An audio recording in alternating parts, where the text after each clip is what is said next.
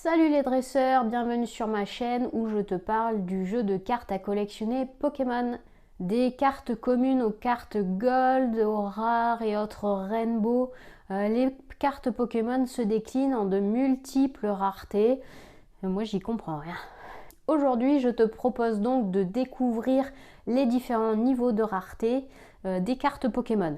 Que tu sois un collectionneur chevronné ou que tu découvres tout juste l'univers des cartes Pokémon, comprendre les niveaux de rareté est essentiel. Depuis le set de base, les cartes Pokémon ont toutes des raretés différentes. Donc certaines sont brillantes en plus, d'autres ne le sont pas. Et au fil du temps, le jeu de cartes s'est étendu et a évolué vers de nouvelles raretés qui ont vu le jour. Et malgré tout, toutes les raretés ne sont pas présentes dans chaque booster. Pour les distinguer, il te faut donc regarder que ce soit la brillance de la carte ou l'illustration, mais également son symbole. Et tout ça, en fait, on va le découvrir dans cette vidéo. Alors, on va commencer par les cartes communes, qui, comme leur nom l'indique, sont les cartes les plus communes, les plus faciles à obtenir dans un set du jeu de cartes ou dans un booster. Par exemple, sur un booster de 10 cartes, on trouve en général entre 5 et 6 cartes communes. Celles-ci, elles ne brillent pas, elles ne mettent pas en avant des Pokémon super évolués, des légendaires. C'est en général vraiment des Pokémon classiques, souvent les Pokémon vraiment de base. Elles sont reconnaissables grâce au petit cercle noir qu'on peut trouver en bas de la carte. Après les cartes communes, on va avoir celles qu'on appelle les Unco, plus inhabituelles on va dire, elles sont moins fréquentes mais restent quand même assez faciles à trouver. Par exemple, dans un booster classique, on en compte en moyenne 2-3 selon les extensions. Les Unco, elles sont un peu moins répandues parce qu'elles représentent souvent des objets utiles, des cartes avec des bons effets dans un deck ou des Pokémon qui sont plus difficiles à croiser. Souvent, on retrouve dans cette catégorie des évolutions de Pokémon. Et elles sont symbolisées par un petit losange noir que tu trouves toujours en bas de ta carte, à côté du numéro de la carte. Ensuite, on arrive enfin à ceux qui nous intéressent, les cartes un peu plus rares et les holographiques. En général, tu vas en retrouver un exemplaire dans un booster. Les cartes rares, elles possèdent soit un effet puissant ou bien il s'agit d'un Pokémon qui est quand même plus fort que les autres. On peut y retrouver par exemple des Pokémon légendaires ou des évolutions comme Dracofeu, Tortank, Dracolos.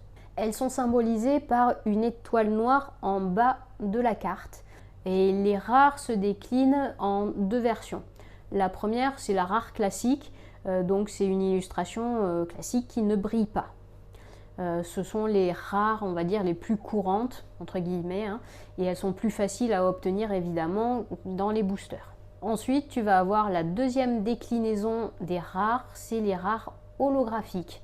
Donc l'holographique, c'est en réalité un effet qui est brillant, qui est ajouté sur l'illustration du Pokémon. Ça fait que du coup, tu as une carte qui brille. Un peu dans le même genre, on retrouve dans les boosters ce qu'on appelle des reverse.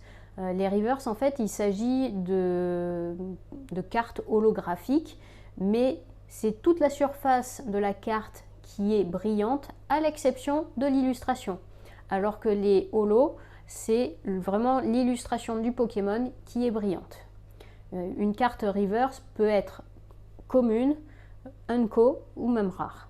Tu pensais qu'on en avait fini? Eh bien pas du tout, il y a encore d'autres cartes qui là sont encore plus rares que les rares holographiques. Donc des cartes qui sont du coup beaucoup plus difficiles à obtenir et qui sont de cette manière beaucoup plus prisées dans le jeu de cartes Pokémon et par les collectionneurs surtout.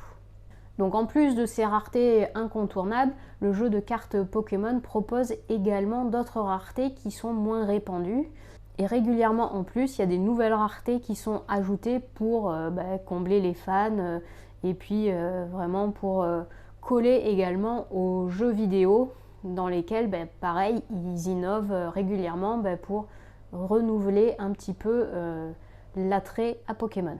Par le passé, on a pu voir par exemple des cartes Espèce Delta, X, Légende, Niveau X, Turbo, GX, Escouade. L'ère d'épée et bouclier maintenant a permis d'ajouter des raretés qui font aussi la part belle aux illustrations, avec des raretés qui peuvent vraiment prendre la place d'une carte classique ou holographique dans un booster. Si tu n'as rien compris, je t'annonce que moi c'est pareil. Si tu as des détails, n'hésite pas à me les écrire dans les commentaires. Toutes ces 4 rares, tu peux les reconnaître parce que en bas, elles ont une petite étoile argentée. Donc on parle alors de cartes ultra rares. Et à la différence des autres cartes, leurs bords ne sont pas jaunes, mais ils sont noirs ou argentés. On a par exemple les cartes V. Donc les cartes V, c'est des cartes qui sont plus fortes que les rares classiques. On en a découvert ensemble 3 lorsque j'ai ouvert le pack Académie de combat Pokémon. D'ailleurs, si tu n'as pas vu la vidéo, je t'invite à le faire en cliquant sur le lien en haut ou directement dans la description. Donc c'est des cartes, les cartes V qui possèdent un bord noir et elles ont comme particularité de proposer une illustration qui recouvre presque toute la surface de la carte. Parmi les rares, c'est une des rares qui est quand même le plus facile à obtenir, mais elle n'est pas systématiquement présente dans les boosters. Donc il va falloir chercher un petit peu. En revanche, les coffrets contiennent à coup sûr une carte V en version promo, ce qui permet d'avoir ces premières cartes V très facilement au final. Tu as également les cartes VMAX, V-Star et V-Union. Les VMAX, les V-Star et les V-Union, c'est des cartes évoluées des Pokémon V. Donc elles sont encore plus puissantes, elles ont généralement donc plus de points de vie et des attaques qui font davantage de dégâts évidemment. Si les VMAX et les V-Star sont faciles à obtenir, les V-Union peuvent être plus complexes à réunir car en fait c'est des cartes, il faut en combiner 4 pour avoir vraiment une carte géante V-Union. Ensuite, nous avons les Full Art. Donc les Full Art sont en réalité des cartes V, mais avec une illustration qui est différente. Souvent, elles possèdent un fond qui est très coloré, abstrait, avec un contour du Pokémon qui est argenté. Donc, comme les Full Art de Pokémon, il y a des Full Art dresseurs qui sont des cartes à bordure argentée. Souvent, on y voit une illustration en pied des personnages clés des jeux ou du dessin animé. Ensuite, parce que ce n'est pas terminé, on a les alternatives. Donc ça, c'est des cartes qui sont apparues dans l'extension style de combat. Donc les alternatives, en fait, c'est des cartes V ou VMAX qui proposent une illustration qui est plus détaillée, comment dire, un peu plus poétique, on va dire. Et donc très souvent on va y voir le Pokémon par exemple dans une scène un peu de la vie de tous les jours, de son quotidien. Il peut être même accompagné d'autres Pokémon. Et souvent c'est les cartes qui sont les plus recherchées, les cartes alternatives. Et du coup ce sont celles qui sont les plus chères de chaque set. Allez, on a bientôt fini, il nous reste encore quelques cartes à voir et notamment les cartes secrètes. Alors qu'est-ce que c'est que ça? En fait, toutes les raretés dont je t'ai parlé juste avant, c'est des cartes qu'on considère du set principal d'une édition de cartes. C'est-à-dire que dans une édition de cartes, tu vas avoir un certain nombre de cartes, par exemple. En bas des cartes, tu vas voir le numéro de la carte sur le nombre total de cartes du set. Eh bien, les cartes secrètes, elles vont au-delà, elles ont une numérotation qui va au-delà de ce chiffre indiqué normalement. Par exemple, si tu as 70 cartes dans une extension, ta carte secrète, elle va par exemple avoir le numéro 80 sur 70. Et il s'agit là de cartes très difficile à obtenir, parfois 1 sur 500 boosters offerts. Donc imagine le prix associé à ces cartes. On termine enfin notre tour des raretés Pokémon avec les Rainbow et les Gold. Donc les Rainbow, c'est des cartes avec une texture qui est spéciale et une illustration qui reprend donc les couleurs de l'arc-en-ciel.